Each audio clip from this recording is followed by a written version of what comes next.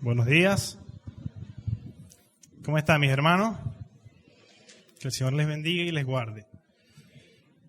Yo también quiero aprovechar y unirme a esa acción de gracia de mi esposa, porque realmente, mis hermanos, si el Señor nos ha permitido crecer o construir un matrimonio, es porque está establecido en la roca, establecido en el Señor. Usted quita el Señor de nuestras vidas, mi hermano, y eso sería un desastre. Es el Señor el que le da valor a nuestras vidas. Es el Señor el que le da propósito a nuestras vidas. Es el Señor el que nos salvó y el que nos ayuda a continuar esta vida cristiana agarrados de Él. ¿Usted lo cree? Amén. ¿Cómo se llama la serie que estamos estudiando como iglesia este último mes? Viviendo para agradar a Dios. ¿Usted quiere vivir para agradar a Dios? Bien, bueno, yo también quiero hacerlo. ¿Cómo podemos definir el concepto de hábitos? Usted vio que el título de este sermón es Hábitos en la vida de los hijos de Dios. ¿Cómo podemos definir esa palabra hábitos? Quiero que ustedes me ayuden.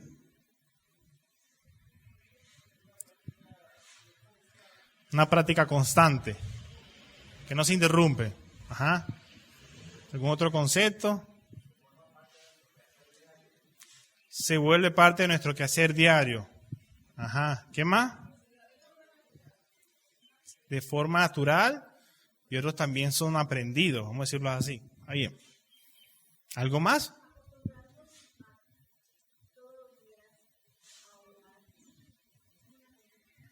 Se vuelve costumbre cuando se pone en práctica habitualmente. ¿Y cómo pudiésemos definir lo que son hábitos cristianos?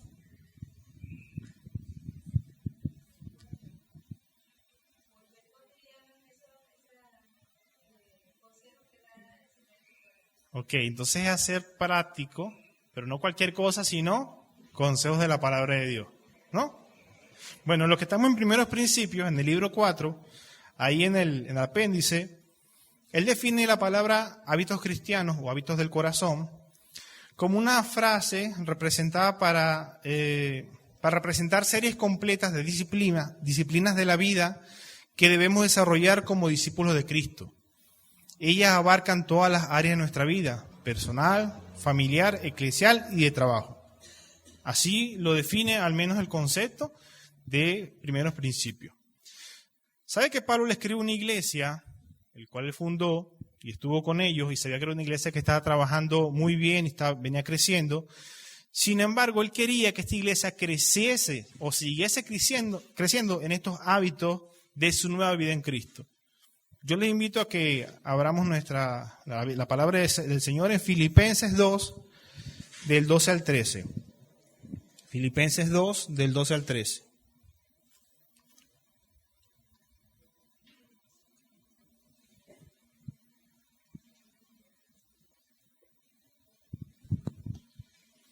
Cuando lo tenga, me avisa con un amén.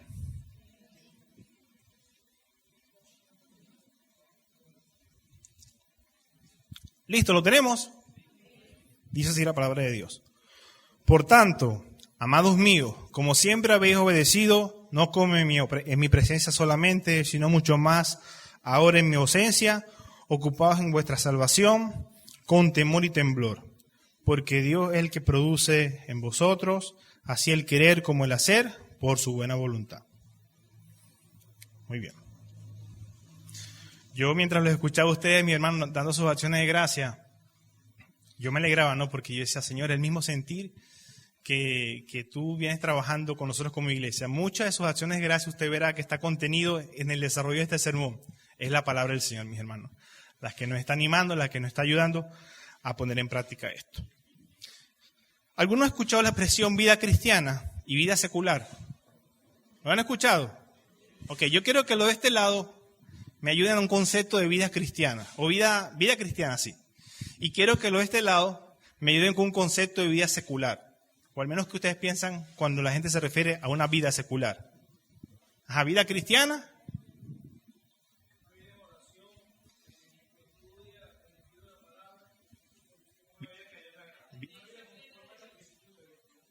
Vida de oración, de estudio de la palabra, conforme a los principios de Dios, que busca agradar a Dios. ¿Qué otra cosa? Reflejar a Cristo, confianza en Cristo. En Cristo. Muy bien. Ahora, de este lado. Vida secular. ¿Quién ha escuchado ustedes? Vivir según los principios del mundo. ¿Qué otra cosa? Las emociones.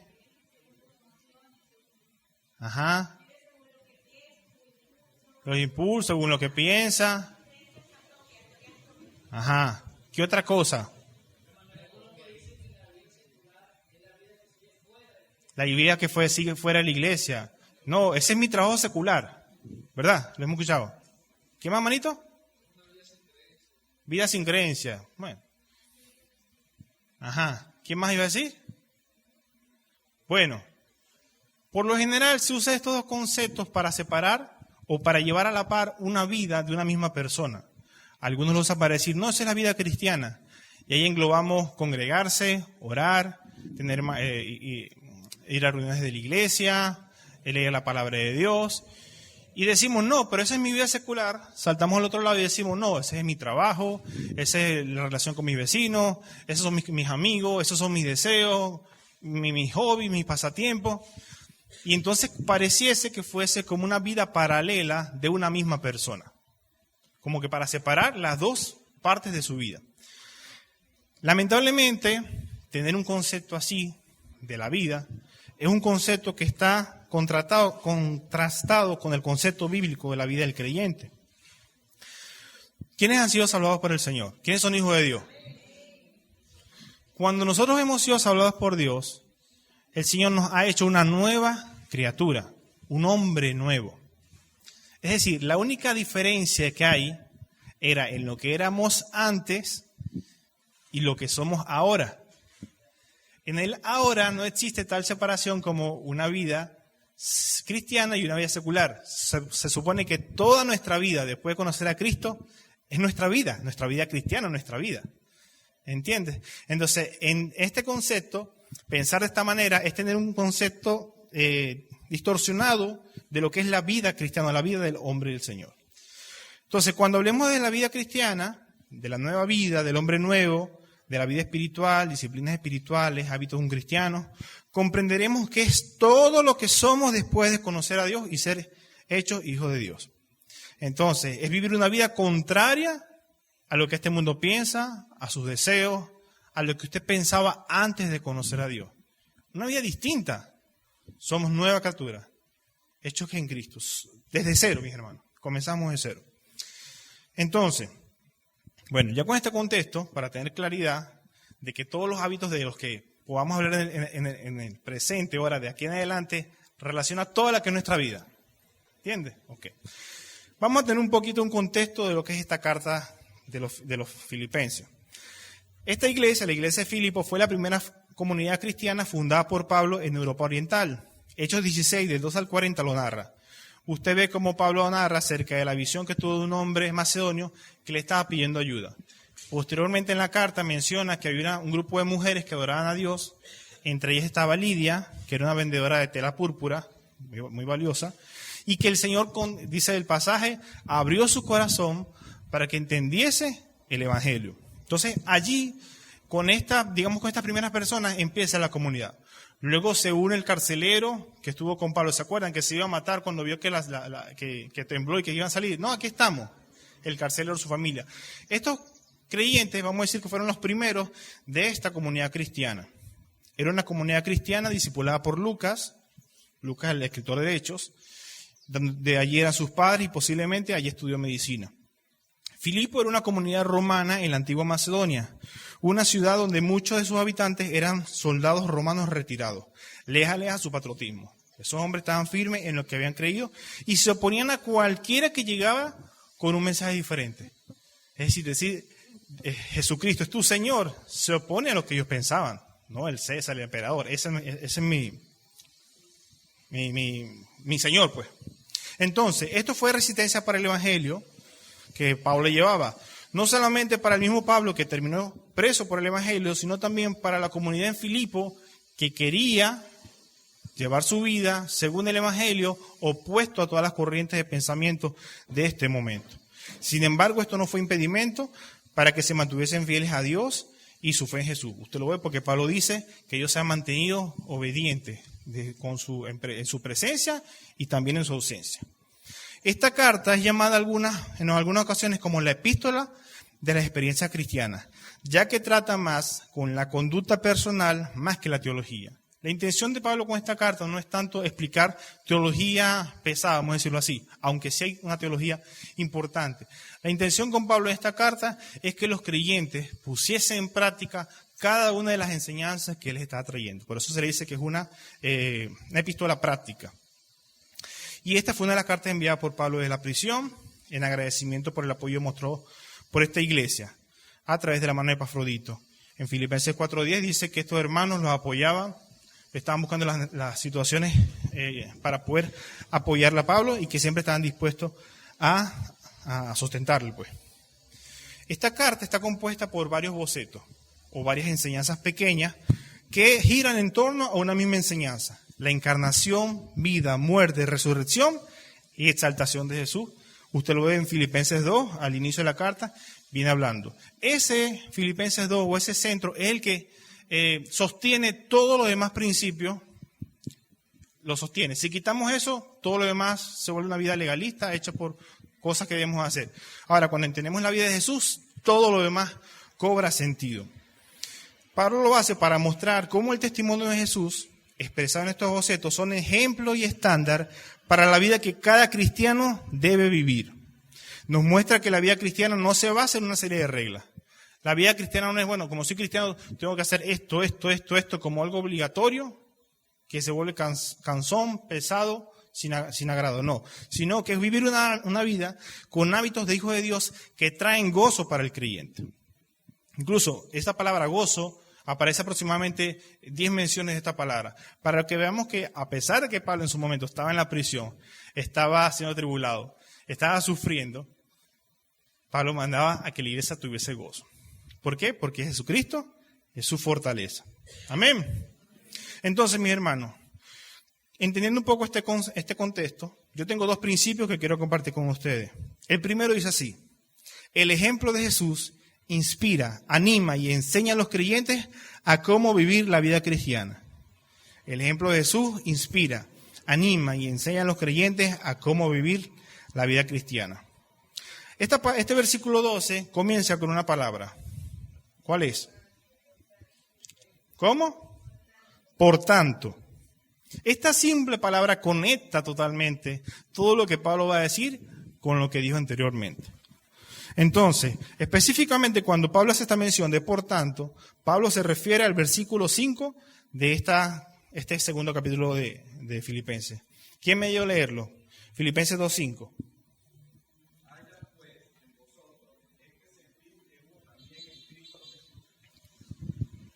Haya pues en vosotros este sentir que hubo en Cristo Jesús. Este sentir, el sentir de Cristo.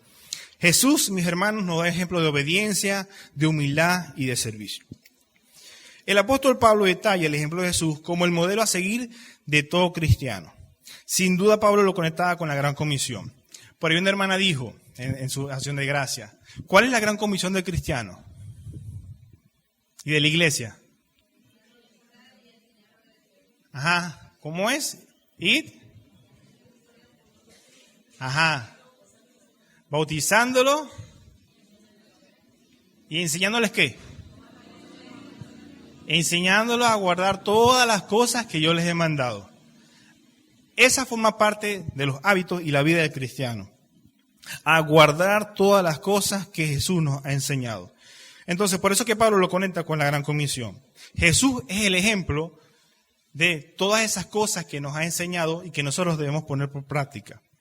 Tanto Jesús como Pablo esperaban lo mismo de los creyentes, que cada uno imitara a Jesucristo en testimonio, carácter, conducta, respuesta, pensamiento y propósito. La meta es tener el mismo sentir, obediencia, humildad y servicio. Pablo más adelante decía: sed imitadores de mí como yo soy de Cristo. La intención o el llamado de todo creyente es imitar a Jesucristo. ¿Por qué? Jesús, parafraseando un poco lo que dice este versículo, este capítulo 2, siendo Dios, gozando de todos los beneficios del ser Dios, no vio esto como excusa para aferrarse. En cambio se despojó de todos los beneficios divinos, gloria, honra, respeto, y se hizo creación. El Dios creador, merecedor del servicio y pleitesía, se hizo criatura, mis hermanos. Pisando este mundo en cuerpo de hombre, sirvió dispuesto a lavar los pies sucios de un grupo de hombres. El Dios creador de los cielos y la tierra. El que dijo, hagamos al hombre a nuestra imagen y semejanza. El creador se hizo hombre. Siendo Dios y al mismo tiempo hombre, se humilló y se entregó para sufrir por una humanidad pecadora. Jesús, que no conoció pecado por nosotros, se vistió con nuestra ropa inmunda y cargó en la cruz el pago por nuestro pecado, la muerte. Siendo inocente, sufrió como culpable. Siendo justo, sufrió por los injustos. Por amor, por misericordia de nosotros y en obediencia al plan perfecto del Padre. Él mismo puso su vida en ofrenda. Él mismo se entregó voluntariamente. ¿Que fue fácil? No. Él oró al Padre. Si es posible, pásame esta copa. Pero que no se haga mi voluntad, sino la tuya. Eso es obediencia, mis hermanos. Como decían los hermanos, a veces la voluntad de Dios no es que es buena o que, ay, que bien me hace que el Señor me esté cayendo a palo.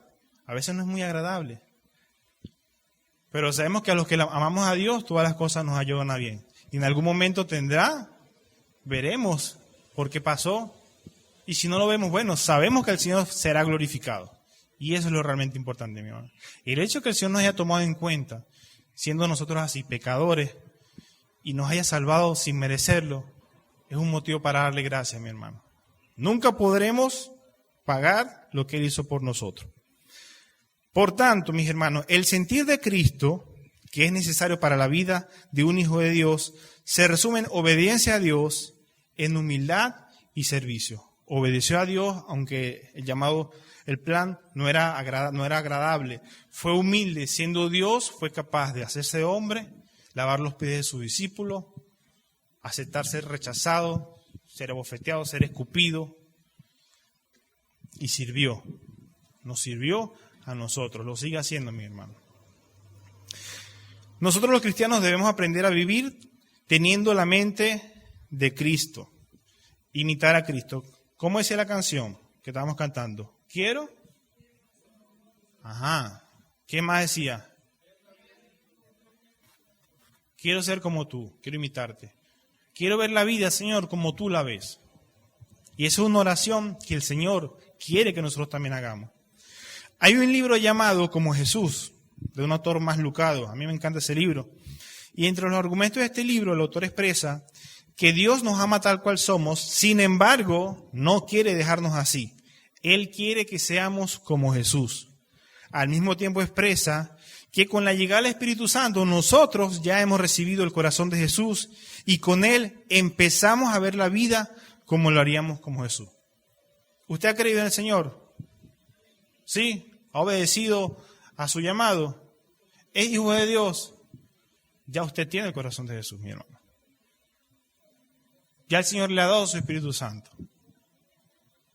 Ya usted puede empezar a ver la vida como Jesús, a buscar imitarle.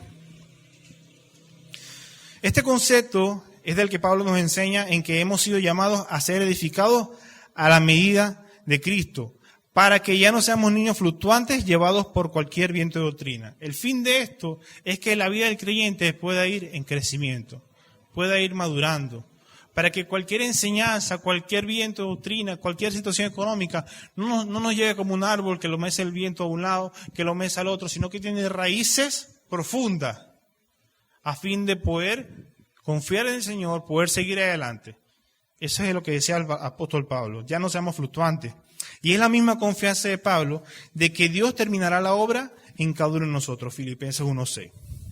Como le decía, Pablo también imitaba a Cristo y pedía ser imitado porque él lo buscaba, Filipenses 3:17 y 1 Corintios 11:1. Aquí hay algunas preguntas que nos podemos hacer.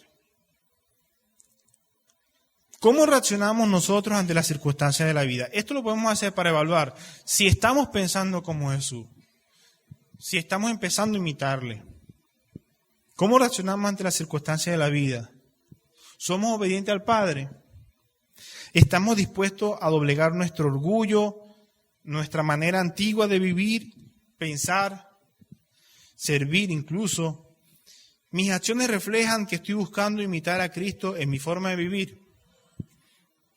Hermanos que tienen años en el Señor, 5, 10, 20, 30, y que quizás han pasado por otras congregaciones donde formas, liturgias, esquemas de vida y de iglesias son diferentes. Aún nosotros que quizás tenemos años en esta iglesia y pensamos que todo lo que hacemos, vivimos, está bien. ¿Estamos dispuestos a reflexionar, a evaluar, a ser enseñados? Como hemos dicho, desaprender para aprender. ¿Estamos dispuestos a eso, mis hermanos? Y eso en cuanto a aún nuestros hábitos de nuestra vida. Porque si, hermano, si usted no está dispuesto a dejar hábitos que tenía, no va a poder empezar a tener hábitos de hijo de Dios. Tiene que haber primero una disposición del corazón a empezar a quitarse el viejo hombre y vestirse del hombre nuevo. Ahí está el énfasis de Pablo cuando lo llama. En cuanto al servicio, ¿estamos dispuestos a despojarnos del deseo de ser servidos y tomar el paño y las vasijas para lavar los pies de nuestras esposas, de nuestros esposos, de nuestros hijos, de nuestros padres, de nuestros enemigos? Ahí está el punto. Ahí está el punto. Es fácil servir a alguien que te hace sentir la vida color de rosa. Pero el que te saca canas verdes, como dicen por ahí, ahí es donde el Señor quiere transformar, mis hermanos, desde lo más profundo de nuestro corazón. El ejemplo de Jesús es la medida de todo hijo de Dios. Es el estándar de estatura perfecta. Es la referencia de hábitos para llegar a una realización personal y para lograr metas de vida. Muchas veces uno escucha a las personas y dice, no, yo quiero una realización personal. Quiero ser alguien importante. ¿Acaso nuestra meta es, yo quiero ser como Jesús? ¿Dónde está esa meta de ser como Jesús en nuestros planes de vida en enero que hacemos a veces? O nuestros proyectos de vida. Oye, yo quiero parecerme más a Jesús en esta área de mi vida. Yo quiero parecerme más a Jesús en mi trabajo. Yo quiero parecerme más a Jesús en mis estudios. Yo quiero parecerme más a Jesús en mi trato con mi enemigo o con la persona que no me hace pasarla tan bien, con mis vecinos. Recordemos que Jesús es el Hijo amado en quien el Padre se complace y a quien debemos oír. ¿Quién dijo esto? ¿Ah? Dios, refiriéndose a Jesús. Este es mi Hijo amado en quien tengo complacencia. A Él oír. Este es el patrón de conducta que quiero para ustedes. Si ustedes quieren parecerse a alguien importante, es Jesucristo. Es el Hijo de Dios. Es nuestro patrón. Es nuestra forma de vivir. Es nuestra forma de ver la vida. Es nuestra forma de conducirnos. Jesucristo. Por eso que usted ve que Jesucristo es el centro de la vida de un creyente. Como justamente la carta de Filipenses trata. Si sacamos a Jesucristo en nuestra vida, ¿qué queda? Lo que ya somos. Han sido nuestras vidas entonces establecidas sobre Jesucristo. Como decía el hermano en su acción de gracia. El Señor nos ha permitido pasar dificultades en nuestro país, en nuestra situación económica, laboral, como sea. ¿Pero por qué lo ha hecho? Para que le conozcamos más, para que nos aferremos más a Él, para que confiemos más en Él, para que dependamos más de Él. No de nuestras fuerzas, mis hermanos.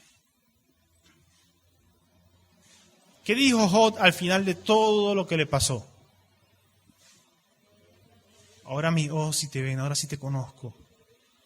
Y eso es lo que a veces el Señor quiere con nosotros. Que sabemos que Dios es bueno, que Dios es proveedor. A veces va a ser cuando no hay nada que comer. Que sabemos que Dios nos ama. A veces va a pasar cuando sentimos que todos nos odian.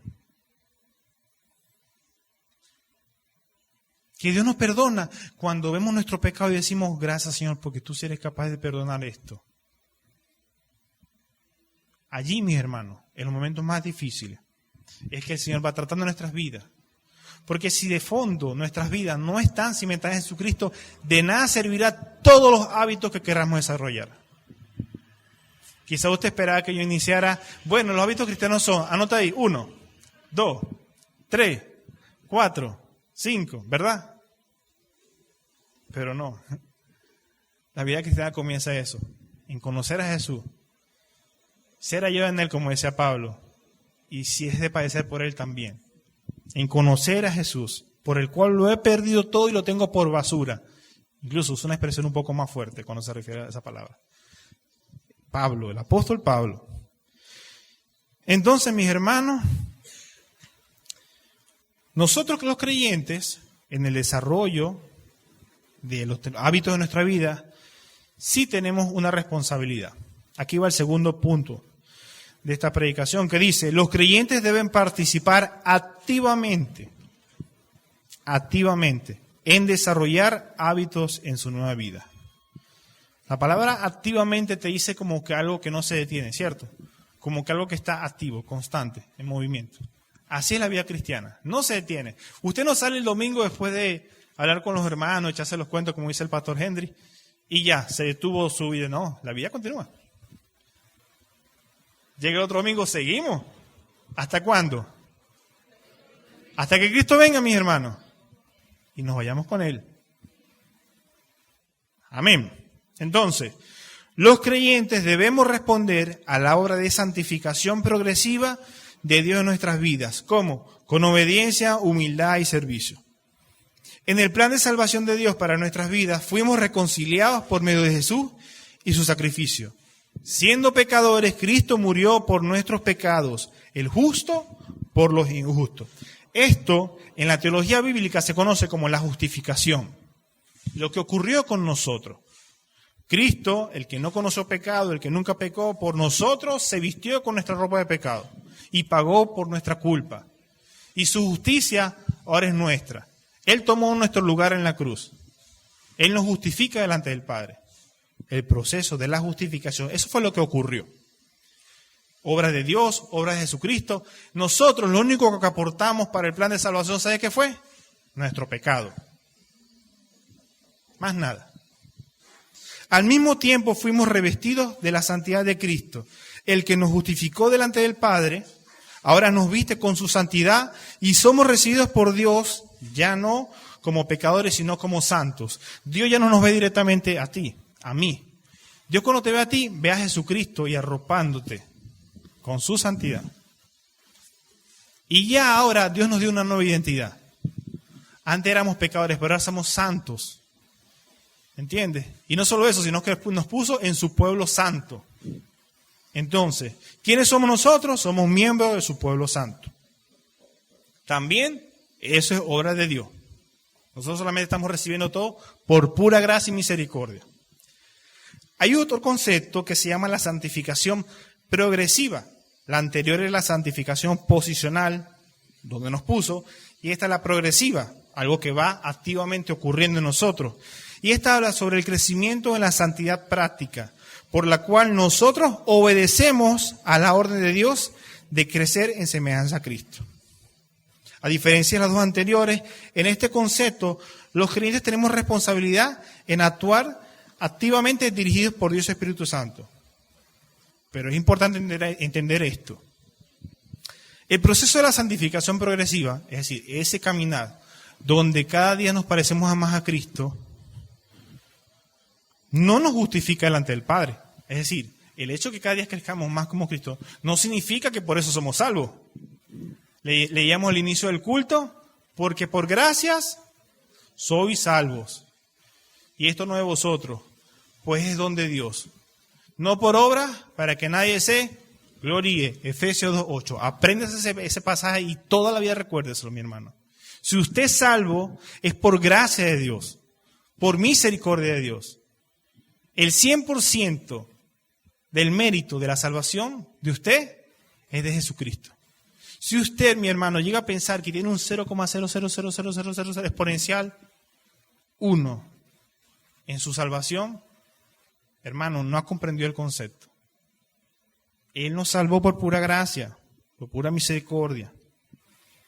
Y también es importante entender que el proceso de la justificación, o sea, lo que ocurrió en nosotros, no es que nos quita la antigua manera de vivir, ni los deseos del hombre viejo, pero nos prepara en nuestra responsabilidad a ello, para que lo vayamos dejando. Por eso que vemos que Pablo, aunque conocía a los filipenses y sabía que estos habían actuado bien en su presencia y también en su ausencia, les animaba a que continuasen, no se detengan, continúen, perseveren. Y como lo dice en el versículo 12, la parte B, ocupaos en vuestra salvación con temor y temblor. 3 palabras: ocupaos, del griego katergasomai, discúlpeme ese trabalengua si no lo sé pronunciar bien, que implica trabajar, producir, llevar a cabo a la obra. También tiene la palabra temor, que no es de terror, de un miedo, ya le explico, sino un temor reverente, con un miedo de no ofender a Dios, de desagradar a Dios, un temor que ahuyenta el terror de alejarse de su presencia. Es decir, no es un temor de decir, si fallo en esto me voy a perder, voy a volver a la esclavitud, voy a volver al antiguo hombre. No, no se trata de ese tipo de temor. Es un temor más bien de, oye, no quiero fallarle a Dios, no quiero desagradar a Dios. Oye, quiero honrarle, quiero amarle, quiero obedecerle, porque Él lo merece. Es más o menos por ahí donde va la idea de Pablo. Entonces, con este versículo 12, Pablo denota que vivir la vida cristiana implica vivir esforzados y con disposición activa y alerta de no desagradar a Dios, huyendo de las tentaciones o situaciones que nos lleven a ofenderle, confiando en que cada circunstancia hay una salida dirigida por Dios a través de su Espíritu Santo y su palabra, para tomar una decisión que será para gloria y honra de su nombre. Toda la gloria es del Señor. Al mismo tiempo nos libera del temor de que si llegamos a fallarles nos perdamos y volvamos a la esclavitud de la que Él nos sacó. Es un llamado a vivir haciendo buenas obras, de esas que dice el versículo 10 de Efesios, de las cuales Él preparó de antemano para que viviésemos en ellas. Entonces, vivir la vida de esta manera es la evidencia más palpable de que hemos respondido al Evangelio y que somos adoptados por hijos de Dios. Es interesante, mi hermano, y yo cada vez que pienso en esto digo, Señor, tu plan de salvación es perfecto, porque en todo eres tú el que lo hace. Aún en la parte que nos corresponde a nosotros en cuanto al hacer buenas obras o parecernos más a Jesucristo, detrás está el Señor, guiándonos, enseñándonos. No es que no le hice eso, te toca a ti, ya, ve tú cómo haces. No, Él está con nosotros y nos guía, y caemos y nos perdona, y continúa. Yo aquí desglosé todo lo que el Señor ha hecho por nosotros. ¿Por qué? Porque es Dios el que produce en vosotros, así el querer como el hacer, por su buena voluntad. Dios siempre ha operado de manera activa en la vida del creyente. ¿Cómo? Dios ideó el misterio del Evangelio, el que fue revelado a nosotros a través de Jesucristo. Dios envió a Jesús para reconciliarnos con Él, allá hace 2000 años. Incluso lo había prometido a los profetas que vendría el Mesías, lo hizo. Nos escogió antes de la fundación del mundo, antes que todo existiese, su nombre estaba escrito. Ya estaba el Señor, lo había escogido. En sus fundamentos soberanos, Él nos atrajo hacia Él. Mis ovejas oyen mi voz y me siguen. Él nos ha llamado. Toda nuestra vida la preparó para ese momento en que le conoceríamos. Hizo como Lidia y preparó nuestro corazón y lo abrió para escuchar el Evangelio. Nos convenció por su Espíritu Santo de pecado, de justicia y de juicio. Nos perdona y nos sigue perdonando. Nos regeneró, nos hizo nuevos, nos dio identidad, somos su pueblo santo. Nos congrega en una iglesia para estimularnos en amor y buenas obras. Nos hace perseverar en la fe, pues nadie nos arrebatará la mano del Señor. Y a través de su palabra nos permite conocerle, seguirle conociendo. Nos sigue santificando de manera progresiva, haciéndonos parecer a Jesucristo. Nos da el fruto de su Espíritu para la vida. Preparó las buenas obras para que andemos en ellas y un día vendrá por nosotros a buscarnos, a llevarnos a nuestras moradas celestiales. Todo lo hizo el Señor. Yo cada vez que veo esto, me siento como un niño que se reposa ahí en el pecho de su madre. Señor, tú me amas. Señor, tú me amas y no me quieres dejar. Y no me vas a dejar. Y me acompañas. Y vas conmigo agarrándome la mano como un niño que tropieza hasta que empieza a dar sus primeros pasitos poco a poco y lo sigue dirigiendo. Así es la vida del creyente. Tal y como dice Pablo, Dios es quien pone el querer como el hacer por su buena voluntad. Dios pone en nosotros su deseo de hacer lo bueno, nos estimula para responder en obediencia de manera activa a este deseo. Los hábitos que como cristianos desarrollamos provienen de Dios. Estos son vividos por Cristo y los demás hombres dignos de imitar. Usted puede ver Pablo, puede ver Epafrodito, Timoteo, Tito. Hombres que no eran Jesús, que tenían batalla. Y fueron hombres ejemplos para nosotros. Sin embargo, el principal problema radica en que aunque estos hábitos son los que debemos desarrollar, seguimos luchando con hábitos que vienen del viejo hombre y los deseos de la carne. ¿A usted no le ha pasado que intenta empezar un nuevo hábito? Vamos a leer la panorámica. Y usted en enero, fino. Febrero, ahí empieza a dejar 2, 3 días. Marzo, ya me quedé ya. Algo así. O de repente dice, bueno, no, toda la mañana me voy a parar a las 5 de la mañana a leer devocional personal. Y ya cuando el reloj suena, a las 5 de la mañana, tengo sueño. Ay, un poquito más. Y se queda ahí. Hermano, es una lucha activa. Vea lo que dice Pablo acerca de esto. Pablo, el apóstol Pablo. Romanos 7, del 18 al 25. Pablo describe que los deseos de su carne se contraponen a los deseos que Dios le ha puesto en él. Y que aunque él quiere hacer el bien, muchas veces no lo hace porque este cuerpo de muerte nuevamente lo arrastra hacia el pecado. Que aunque él se deleita en la ley del Señor y su vida está allí, su cuerpo una y otra vez lo lleva a hacer lo malo. Y dice, ¿quién me librará de este cuerpo de muerte? Esa es la batalla de todo cristiano, mi hermano. El mismo Pablo decía que una y otra vez le pidió al Señor que le quitara el aguijón. ¿Y qué decía él? Bástate mi gracia, porque mi poder se perfecciona en tu debilidad. Entonces, mis hermanos, al momento de querer desarrollar estos hábitos, muchas veces van a ser los deseos de la carne los que van a querer sobresalir. Que usted quiere pararse a las 5 de la mañana para hacer su devocional, ahí le va a dar más sueño que nunca. Ahí esa sábana va a estar más friecita, el aire acondicionado va a fría y va a llover sabroso. Esos son los deseos de la carne. Los deseos de la carne son querer estar rico, querer pasarla bien, querer disfrutar, querer no tener ningún tipo de preocupaciones. ¿Entiendes? Ahí Dios ha puesto el deseo. Conóceme. Y uno dice, Señor, yo quiero conocerte, Señor, yo quiero crear esos hábitos.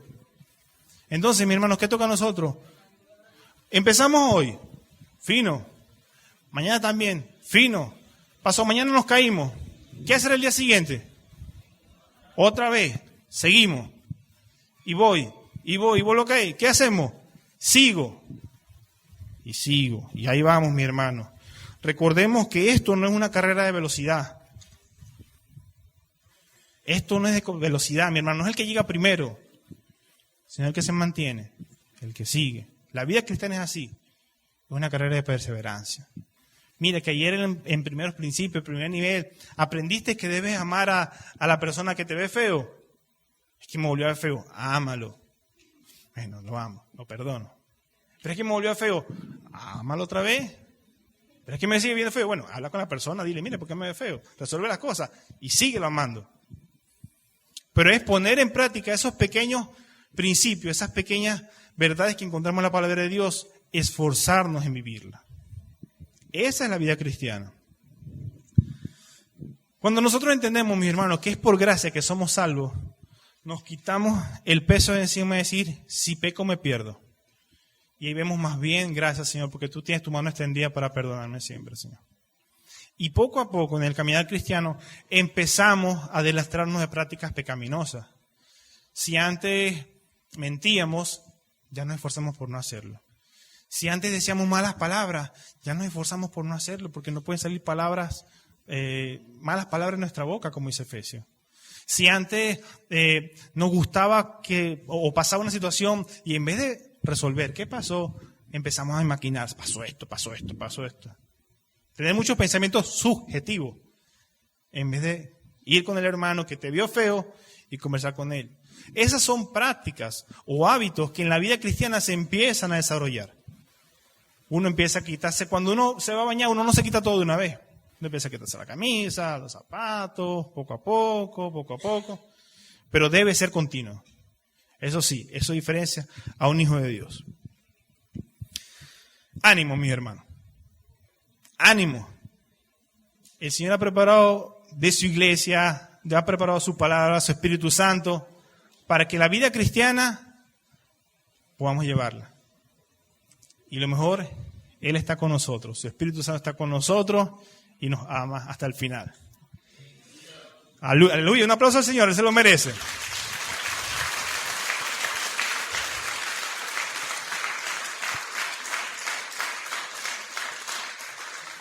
De igual manera, como yo sé que quizás algunos se quedan esperando la lista de hábitos a vivir por el cristiano, yo tengo aquí una lista más o menos larguecita, mi hermano. Yo se lo voy a mencionar de manera rápida. Usted ponga atención allí y bueno, va notando, oye, esto no lo he hecho.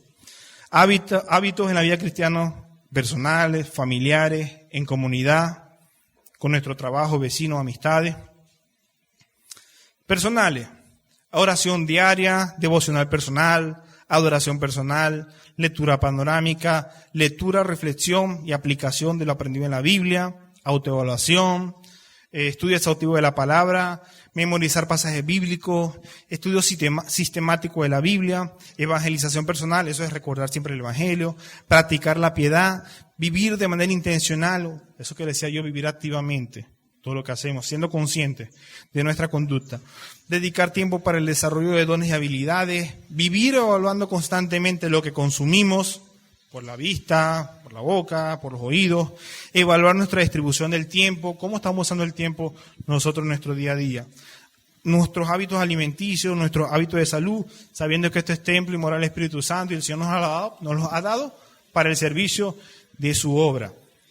En la familia, cultivar muchos de estos hábitos que dijimos anteriormente, pero con nuestras esposas, con nuestros hijos, con nuestro núcleo familiar, desarrollar estos mismos hábitos de familia, ya lo dije, pasar tiempo en calidad de familia, tomar un tiempo para compartir con sus hijos, para estudiar con sus hijos, hacer un altar familiar, buscar pasar tiempo con Dios juntos como familia, rendición de cuentas, cómo estamos, cómo están las cosas, qué podemos mejorar como familia. En comunidad, hablo de iglesia. Bueno, reuniones de estudios, si usted está en algún currículum de la iglesia, primer nivel, currículo educativo, matrimonio sobre la roca. El congregarse, cultos dominicales, culto de oración. Reuniones de sana comunión fraternal, que nos gusta mucho a algunos cristianos, lo llamamos como las comelonas por ahí, pero con propósito. No es que usted va a ponerse nada más a hartarse y ya ni de Dios hablaron. No. Devocionales virtuales. Dios nos ha permitido a través del grupo de WhatsApp de la iglesia poder estar ahí comunicados. Ahí se colocan los devocionales todos los días para que usted lo medite, lo estudie. En la noche también hay oración virtual también. Si usted no está en ese grupo y quisiese estarlo, puede hablar con nuestros pastores para que lo incluya. Servir en algún ministerio, participar en el evangelismo congregacional, orar los unos por los otros y también ayudarnos en las posibilidades en lo que podamos, rendir cuentas, es decir, sujeción al liderazgo, sabiendo que nuestros pastores deben rendir cuentas a Dios por nosotros, nos guardan. Exhortación, animar a los hermanos cuando ven que están en una situación difícil o de repente cometiendo un pecado, oye, con amor, animarles, exhortarles, visitarles, ofrendarles, mis hermanos también, de esta forma también participamos del mantenimiento de la obra. Ser hospitalario, disponer nuestros recursos como nuestros carros, que se les mueve un cable y se echa a perder. Compromiso, responsabilidad, puntualidad. Si usted está en un ministerio, si usted forma parte de la membresía de la iglesia, a las reuniones, identificar mis dones y ayudar a los demás a que identifiquen lo suyo, estar dispuesto a servir, amor ágape. Son muchas cosas, ¿verdad, mis hermanos? Usted pensaba como 4 o 5 hábitos, hermano. La vida cristiana es compleja. pero el Señor nos ayuda. Con nuestros vecinos, amistades, trabajo, quizás personas que no son creyentes. Bueno, cuidemos nuestro testimonio y desarrollemos relaciones con propósito. Recordemos que nuestro testimonio va a ser como un adorno para el Evangelio. Si su testimonio es horrible y usted predica el Evangelio, más que adornar, va fea. Entonces, va a avergonzar incluso, por lo cual algunos blasfeman el nombre de Cristo. Entonces, también cuidemos nuestro testimonio. Dios nos ayude, mis hermanos, a responder en obediencia, humildad y servicio a la obra de salvación de Dios en nuestras vidas. ¿Qué le parece? Brinden un fuerte aplauso al Señor, pues.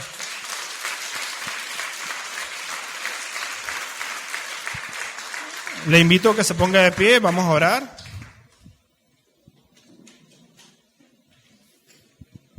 Mis hermanos, esta lista no es completa, puede haber muchas cosas más. Esto fue parte del desarrollo que hicimos nosotros en la sección J3 de primeros principios, junto con mis hermanos. Fuimos recopilando algunos hábitos que podemos ver. Y bueno, gracias a Dios está este material. Pero hay muchísimos más. Oremos para que el Señor nos ayude a seguir desarrollando hábitos en nuestra vida, en vidas de hijos de Dios. Padre, muchísimas gracias. Nuevamente damos hoy por tu palabra, Señor. Porque realmente, Señor, si sacamos tu palabra, si sacamos a Jesucristo, si sacamos lo que tú has hecho por nosotros, van a ser ya todo lo que nosotros hacemos, Señor. Eres tú el que le da valor a nuestra vida. Eres tú el que le da propósito. Eres tú el que le da identidad, Señor. Eres tú quien nos motiva y nos enseña a vivir la vida, esa vida que tú mismo diseñaste, porque tú eres el creador de la vida, Señor. Tú sabes cómo debemos vivir, cómo debemos actuar. Hoy te rogamos, Señor, te suplicamos, Señor, que tú nos ayudes a revisar nuestras vidas, Señor. Si hemos creído en ti, si hemos decidido seguirte, si hemos respondido en obediencia a ese llamado, ayúdanos, Señor, a desarrollar esos hábitos de vida cristiana, Señor. Nosotros, nuestro deseo, como oramos, queremos parecernos más a ti, a Jesucristo. Queremos imitarlo, queremos pensar como Él, queremos vivir como Él. Queremos que todo lo que hagamos, Señor, refleje lo que ya tú hiciste por nosotros, Señor. Te lo rogamos, Señor. Ayúdanos, Señor, aunque cuando lleguen los deseos de la carne que se contrapone a lo del Espíritu, seas tú dándonos fuerza, Señor, para huir de la tentación, huir de los deseos de la carne y más bien, Señor, aferrarnos a tu palabra, Señor, aferrarnos a tu Espíritu Santo y mantenernos, Señor. Perdónanos cuando hemos caído, Señor, y ayúdanos a perseverar. Ayúdanos a continuar. Ayúdanos, como decía Pablo, a ocuparnos, Señor, con temor y con temblor, Señor, a lo que tú nos has llamado, Señor. Ayúdanos, Señor. Sabemos que tú lo harás, pues tú pones el querer como el hacer por tu buena voluntad, y por eso hoy estamos aquí, Señor, porque alejados de ti, nada podemos hacer. Dependemos de ti, Jesucristo. Muchísimas gracias damos nuevamente por tu palabra, porque nos alienta, nos anima, nos ayuda y nos permite conocerte, Señor. Sé tú con la vida de cada uno de mis hermanos, los que están aquí, los que no pudieron venir, Señor. Y si hay alguno entre nosotros que no te conoce, Señor, que sea tu palabra haciendo la mella, Señor. Que podamos ver a Jesucristo, Señor, como ese que murió por nosotros sin nosotros merecerlo. Que nos dio la vida cuando no lo merecíamos, que nos salvó, que nos sacó del foso de la desesperación, Señor. Y aunque nos encontramos de espaldas a ti, Señor, tú nos has dado vida, Señor. Y tú puedes dar vida, Señor. Por eso te rogamos que seas tú, Señor, tu palabra, tu Espíritu Santo, las que nos siga guiando siempre. Ayúdanos, Padre, a desarrollar estos hábitos de vida como hijos de Dios que somos. En tu nombre oramos y agradecidos estamos, Señor, por todas las cosas. Amén. Dios le bendiga, mis hermanos.